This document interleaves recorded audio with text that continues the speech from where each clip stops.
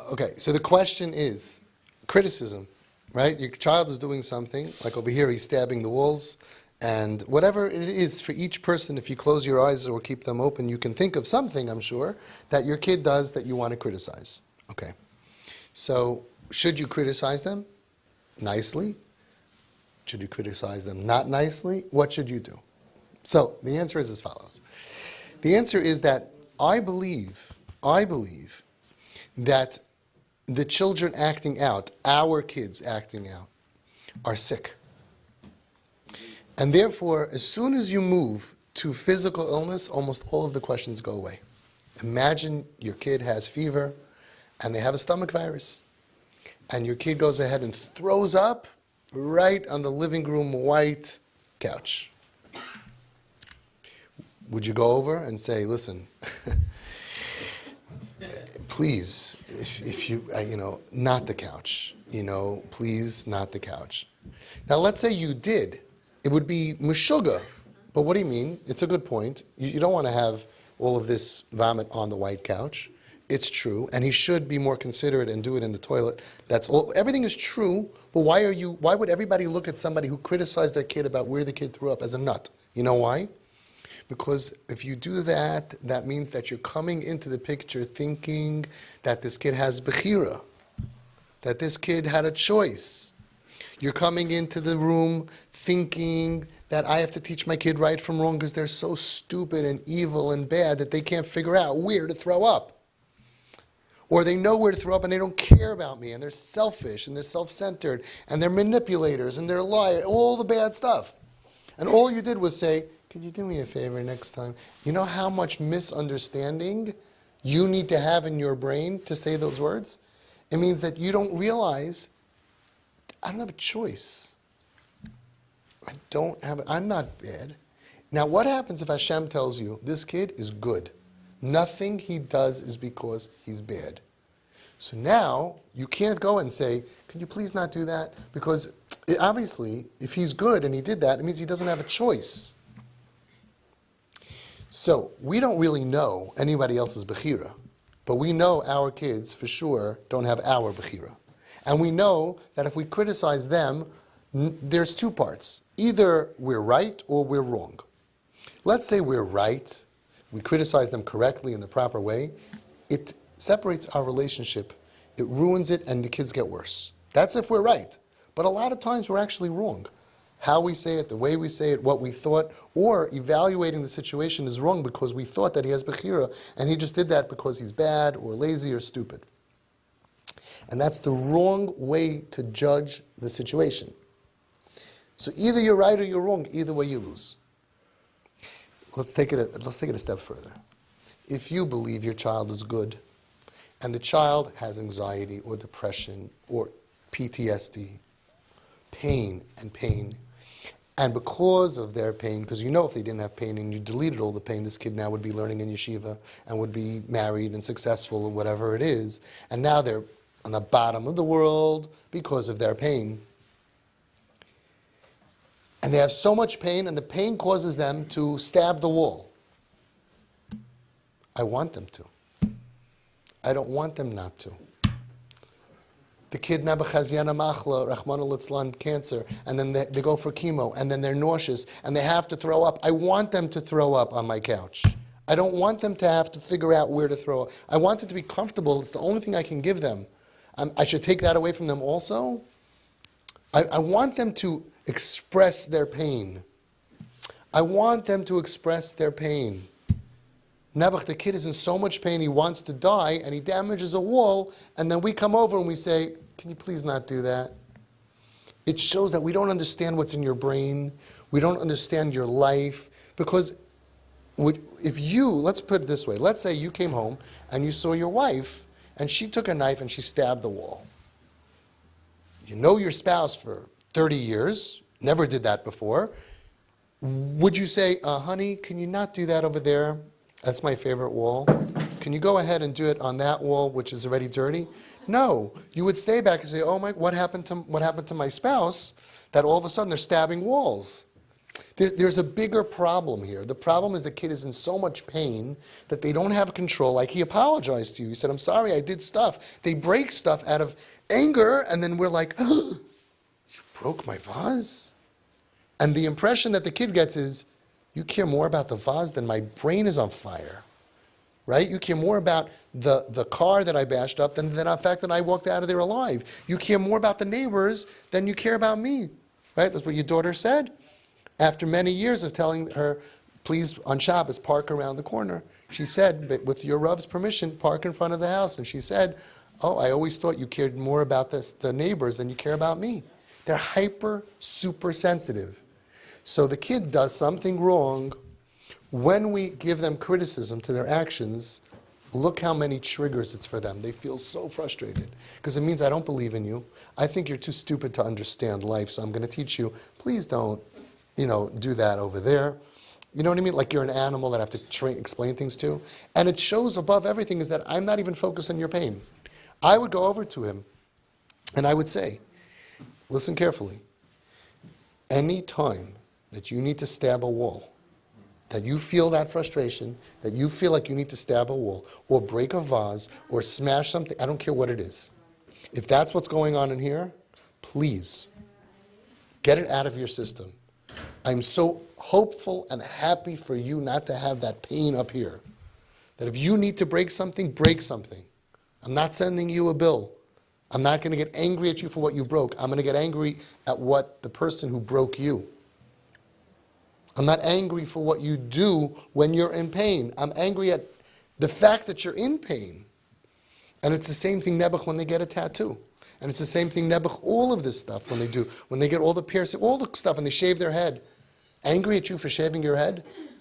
If the child would have had a normal life in your family with your values and not pain and trauma, they wouldn't shave off half their hair. And now I'm embarrassed. Could you this? Can you cover? Did you have to? Why did you? It doesn't work. It makes them feel, you don't get me, you don't like me. People think it's like, oh, you have to be their friend. No. They have to understand that you understand them, and you're not using regular, normal glasses to judge them like you would judge everybody else. If a regular, healthy person does something, you could say, hey, why'd you do that? It doesn't make sense for you. It's not going to bring you happiness. Someone who's in major pain and depression, anxiety, you can't even imagine what they're like, and they do something that we don't approve of, we're going to have a talk about it? Even if you do it in the nicest way, it's so disrespectful. And everybody could think about themselves, because everybody knows somebody who's judging them. Everybody. Think about somebody who judges you, and you get so frustrated and anger, and they could be saying it, whether it's an older sister or an aunt or a wonderful friend kind of person who thinks they're better than you. Everybody has that person who's always, it makes you feel crummy and horrible, and it doesn't actually make you want to be like them. Go explain to a kid something, and he's supposed to now express to you, well, Mommy, let me explain to you how I ended up over here.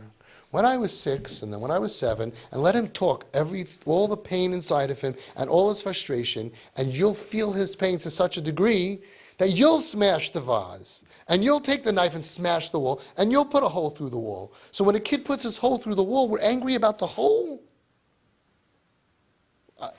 We have to be angry that our kid is in so much pain that he broke his mind went meshuggah, that he punched a hole through the wall. That a good, sweet kid would put a hole through the wall.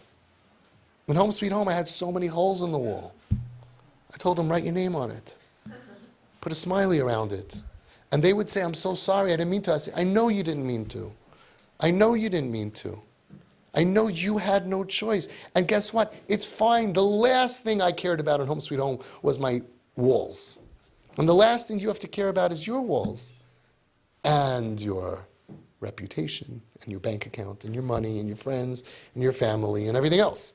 Because you have to care about your kid. And here is the kicker of all the kickers. When they do something like that they know is wrong and it's not done, it's inappropriate, okay? That's the opportunity to get deeper into their neshama than ever before. That's the opportunity to say, it's okay. It's okay. Don't ever hold yourself back. The same as we would naturally do for a kid who's throwing up. Say, it's okay. Don't worry about it. But I threw up on the Shabbos table, right? Shefela, don't worry about it. You know, if you could have, you would have. If you could have made it to the bathroom, you would have. I'm not second guessing you. I'm not judging you. It's the last thing on your mind. Don't worry about it. But I ruined the whole thing, even though it's true. And your cholent looks even worse than usual. And it's like, no, don't worry about it. See, don't worry about it. I'll serve it to the guests. They'll never know.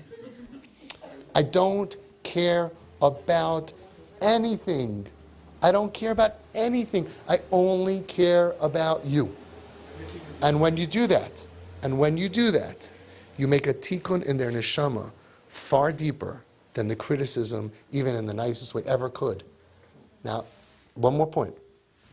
People, when the kid does something wrong, they deal with the here and now. Don't deal with the here and now. Deal with a year and two from now. Give them medicine so the kid will change. I get calls from people not in TP. I don't answer it because they can't. What do I do? My kid did it. What do I do? What do I do? What do I do? What do? Take him on vacation, spoil him physically, emotionally, and have fun with him and boost the part of him that's broken. And you'll see in 2 years from now, you're not going to have the problem. We got to make the questions go away.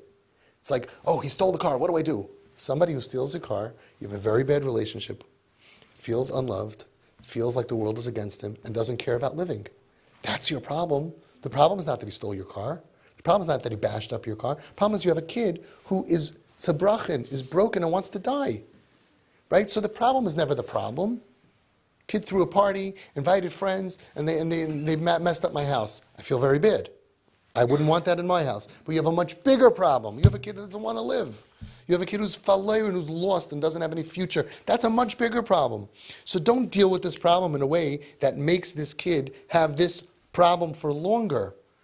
Deal with the problem in a way so in 5 years from now you have a much healthier kid who's not even doing that. Like all of our kids, the kids who were when they were in the crazy years with the parties, whatever, you look at them a few years later, they stop. We got to keep them alive and boost them. So we're not trying to stop you from this action or that action. Adarabba, be comfortable to be you. Be comfortable. It's okay. We're good. Okay? If you needed to punch the wall, I'm sure you had a really good reason. And I feel bad, not for my wall, for my son. So I learned everything from the kids in Home Sweet Home. When the kid in Home Sweet Home was about 350 pounds. He was a big bruiser. He was a really strong kid. And I was sitting next to him, and he was so frustrated. He says, Avi, I feel like I got to punch something. Now, honestly, I'm not like that. Baruch Hashem, I never had that level of pain, frustration. I never felt like I need to punch something. Maybe that's just not my outlet, you know what I mean? He felt like I got to punch something, which means punching is a tikkun for him. Right? Because it gets the frustration out of his brain, and it's too hard. He needs, and that's why a lot of people put in punching bags in the basement, or kickboxing. There's the axe throwing. There's a place, I haven't seen it in a long time. There's a place that you can go, and they let you pay money, you can smash and break stuff. That's fun. Yeah, you get it out. Rage room. Excellent. And maybe you can personalize and get like pictures of your mother-in-law. Whatever. Make it fun. Anyway, so this guy was sitting next to me, right? And it was in the early time, the first few weeks that he was there, and I was bonding with him. We were sitting in the car, and he tells me, I feel like I gotta punch something. So I was sitting here, he was sitting there. I said, okay, so punch me. Punch me over here. So he looks at me, and this kid was really strong. He looks at me, he goes, what? I said, look, I'm here to help you. I'm here to help you, right? That's why I'm here. That's why we're talking. And if you gotta punch somebody, right? So, okay, so punch me. He couldn't believe it. And I took off my glasses, and I said, just don't hit don't miss, don't hit my head, just go for it. And he didn't punch me, but the chiddush was, he didn't need to punch after that. I took out the thing inside of him that he felt like he didn't need to punch. And I took a gamble. Okay, I took a really big gamble because he would have broken my whole I don't know what. But I understood, I had a good chashash, had a good feeling that he wasn't going to hit me. So, Adarabba, the kid says, I'm so frustrated, I feel like I want to punch a hole in the wall. And we jump in front of the wall. No, got to defend the wall. How could you do that? It's newly painted. Look how we're missing the boat.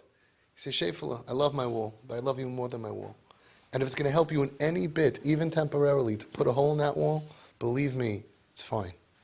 It's fine. We have a parent here who just who told us the kid punched a hole in the wall, and so they put afterwards a picture in front, picture frame, and it was fine. The kid smiled. They don't want to, and they're not bad. It's like Tourette's. You can't control what you do. We fix the wall afterwards? So that's a very good question. The good question is if you should fix the wall or not. That's a good question, and that depends on every single type. On the one hand, fixing the wall could be very good. On the other hand, it looks like, again, I care about the wall. So I'm not sure. 3 years. That's a different punch. Different punch, different kid. That was a different. Yeah, no, there are certain walls, certain holes that we should not cover up because it represents their pain. You leave the hole, he went through a trauma, he wants the hole. He sees he wants the hole. Disgusting. Okay, so as you get closer to the kid, right. Okay, the point is, we don't care about holes, we don't care about walls, we don't care about anything, we just care about our kids. And when you take their side, you realize that if they did something really bad, there's a reason. Now, when we deal with the thing, we lose making a tikkun and healing the reason, we end up with a bigger problem for a longer amount of time. Forget about what they're doing and get under that wall, nafshik shur benafshay, to heal them, right? We have kids who are dealing drugs. We don't want them to deal drugs. The way to do that is kids who have a high self-esteem and life is great and they're flying around the world with their mommy and their daddy and they're being spoiled, those kids on their own will stop dealing drugs. So we have to boost, because drug dealers have low self-esteem. Everybody knows you could sell drugs to kids and make a lot of money, but normal people don't do that. Only broken self-esteem people do that. And it's the same for everything. Yismach leiv, mevakshay Hashem, when they're happy, they start thinking about, if you don't enjoy this world, how are you supposed to start thinking about the next world? So we don't want to challenge them. We don't want to do anything to teach them. Chinuch is wonderful. I love chinuch on healthy kids. Like Rabbi Yashiv said, in the right time, in the right place, even for a healthy kid. Now, when a kid is going through a crisis, going through a trauma, they don't think they have a future. You're going to be mechanech them, you're never going to succeed. Now's not the time to teach them about the value of $1. So many mistakes that people make. This kid wants to die, and the parents have to teach them the value of $1. No. Now's the time to boost. This hot air balloon is sinking, and if it crashes, God forbid, we're in big trouble. There's a hole in it. We can't fix the hole. You need therapy and trauma therapy for that. You boost up that hot air balloon every time. You make sure it doesn't crash. You do that for a couple of years, the Ezras Hashem, they're going to get strong, and they're going to be able to deal, like the Nesiva Shalom said, they are good, they are diamonds, they are strong, they are a chelik elokami mal. We have to get them through the dark years. We never do anything that can make us lose our effect. You see, any kind of criticism at all, besides for what I said before, you lost the patient for another week or two. They can't be makabel from us. It causes a disconnect. It causes a disconnect. Yimin mekarev small doicha automatically causes a disconnect. On a healthy kid, it could be good sometimes. Rabbi Yashiv said only once every 70 years should you do small doicha. Pamachas b'shivim shana. That's what his grandson said. So the whole small doicha thing is not so pashut anymore. But for our kids, now, I had a parent said, but I have to teach him. I said, not now, not in crisis. We'll have time to teach him later. And the kicker is, when they get out of crisis, you don't have to teach them because they knew it all along. They knew it when they were 8, 9, 10. They didn't forget it. And when they're healthy, they'll have all that stuff also, and hopefully, and you'll have your kid.